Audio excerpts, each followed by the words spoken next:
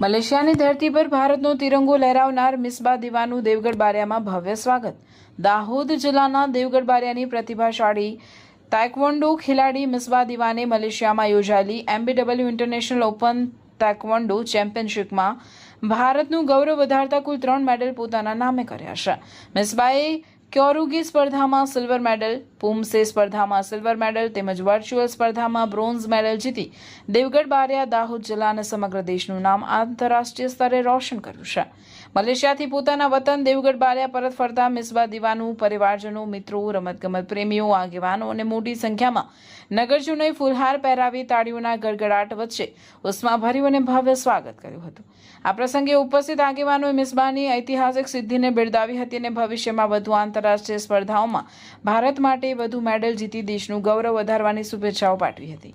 મિસબા દીવાની આ નોંધપાત્ર સફળતા દેવગઢ બારિયા સહિત સમગ્ર દાહોદ જિલ્લાના યુવા ખેલાડીઓ માટે પ્રેરણારૂપ બની છે।